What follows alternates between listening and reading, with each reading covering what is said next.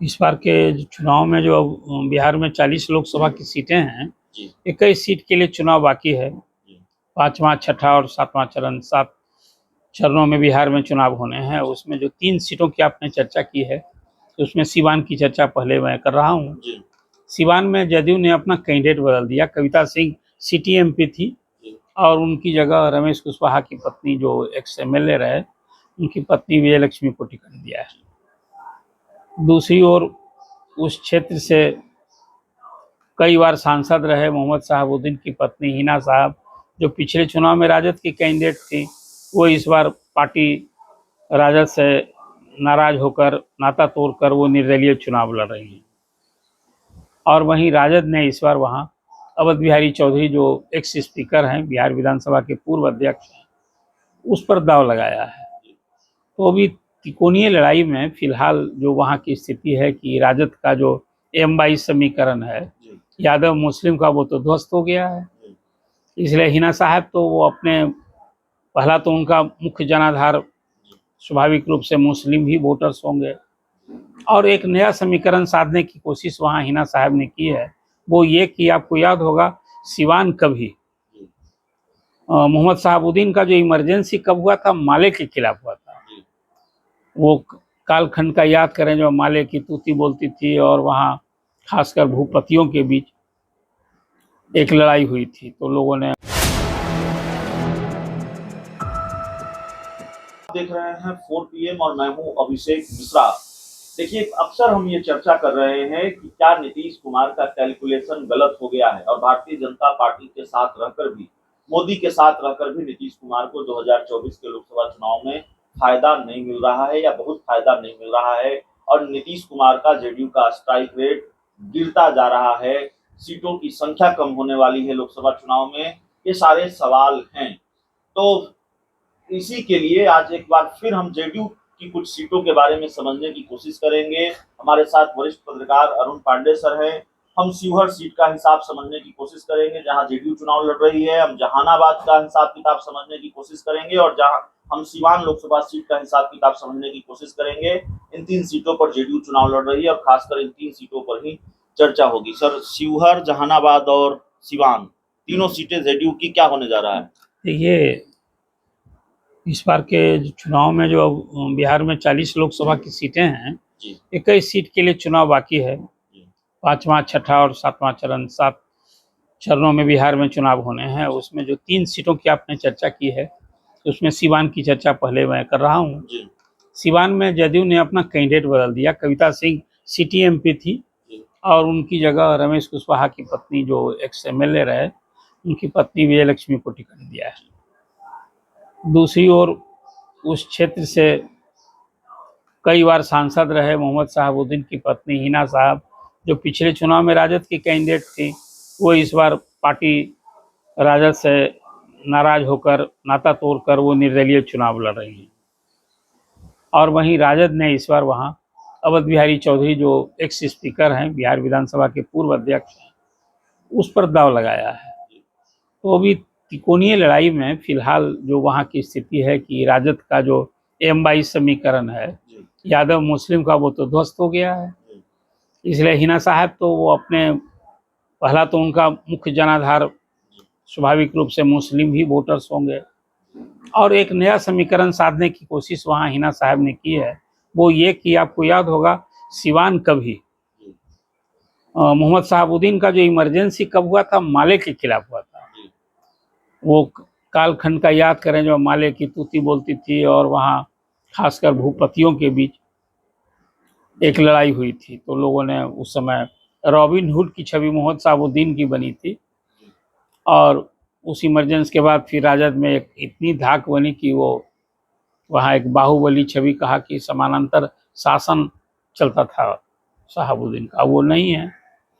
और पिछले चुनाव तक में हिना साहब कहती थी कि भाई, हम तो जब कंस्टिट्यूंसी में घूमते हैं तो लोग कहते हैं कि आप कैंडिडेट के रूप में अच्छी हैं, पार्टी आपकी अच्छी नहीं है। उनका इशारा था कि बीजेपी राजद का कैंडिडेट होने के कारण खासकर अगरी जातियां उनके तरफ मुखातिब नहीं है। चुनाव हार गई थी। उसी राजनीतिक लड़ाई में कविता सिंह की जीत हुई थी। तो इस बार हिना साहब के रहने से लड़ाई तिकोनी है। फिलहाल लोग मानते हैं कि वहाँ जिस किसी का मुकाबला होगा, राजद का या जदयू का, वो मुकाबला होना है हिना साहब से। ये वही सीट बनी है जैसे कि पूर्णिया सीट बनी थी, जहाँ अब पप्पू यादव 18 तारीख से सिवान में कैंप करने वाले हैं। उन्हें घोषणा कर रखी है कि हम सिवान में हिना साहब के लिए समर्थन मांगने के लिए हम वहाँ कैंप करेंगे। और उन्हें भी कहा है कि यदि वहाँ हमको सिग्नल मिले तो हम रोहिणी आचार्य और मीसा भारती के लिए भी वोट मांग सकते हैं, लेकिन ये तब है कि जब उधर से हमें ऑफर मिलेगा। हिना साहब के लिए वो प्रचार करने के लिए जा रहे हैं, तो सबकी निगाह टिकी है। हिना साहब के लिए पप्पू यादव का प्रचार करना तय है, कार्यक्रम उन्होंने ऐलान कर दिया है। और वो अभी सबकी निगाह टिकी है कि इस बार क्या होगा सिवान में। तो क्या दोहरी चुनौती है जेडीयू के लिए? जेडीयू की बात मैं इसलिए कर रहा हूँ, उम्मीदवार तो आरजेडी का भी है, वहां अवध बिहारी चौधरी चुनाव लड़ रहे हैं, लेकिन जेडीयू की ये सीट है, जेडीयू ने ये सीट जीती थी। एक तो प्रयोग किया जेडीयू ने, अपने जो मौजूदा सांसद थे उनका टिकट काटा, विजया लक्ष्मी को टिकट दिया। ये प्रयोग भी चुनौती है कि ये प्रयोग सफल होगा नहीं होगा, ऊपर से हिना साहब दोहरी चुनौती के रूप में। ठीक कह रहे हैं आप। देखिए, राजद के लिए भी चुनौती है, जदयू के लिए देखिए कविता सिंह राजपूत जाति की, अब उनकी जगह कुशवाहा जाति की कैंडिडेट पर दौड़ लगाया है जदयू ने। एक वो भी है, कहीं अभी बिहार में तो एक माना जाता है कि अगरी जाति एंटी लालू वोट के रूप में ट्रेवल करने वाली जाति है, लेकिन सिवान में तो सचमुच आपने कहा कि जदयू के लिए भी प्रतिष्ठा की लड़ाई है। नीतीश कुमार के भी साख का सवाल है कि वहाँ क्या होगा एनडीए का जो प्रयोग किया है। और मैंने आपसे प्रारंभ में ही कहा कि हिना साहब के कैंडिडेट में होने से राजद का जो सामाजिक समीकरण है वो बिगड़ गया है। तो दोनों के लिए, राजद और जदयू के लिए, दोनों के लिए वहाँ प्रतिष्ठा दांव पर है ही। अब रही बात, आपने जहानाबाद की सीट की बात की है, जहानाबाद में भी इस बार बड़ा दिलचस्प लड़ाई हो गई है। अब उस मुकाबले में खास करके अरुण कुमार जो वहाँ के सांसद रह चुके हैं, इस बार वो बसपा कैंडिडेट के रूप में चुनावी जंग में है। और माना जाता है था कि वही जहानाबाद भूमिहार बहुल क्षेत्र है, वहाँ भूमिहार की सीट मानी जाती थी। पिछले चुनाव में नीतीश कुमार ने एक प्रयोग किया और उस प्रयोग में वो सफल हो गए, और वहाँ चंद्रवंशी अभी सिटिंग एमपी हैं वहाँ, उनका फिर मुकाबला वहाँ सुरेंद्र यादव जो राजद के उम्मीदवार हैं, पूर्व मंत्री हैं, उनसे है। लेकिन अरुण कुमार के उस चुनावी जंग में कूदने से वहाँ की लड़ाई तिकोनी हो गई है।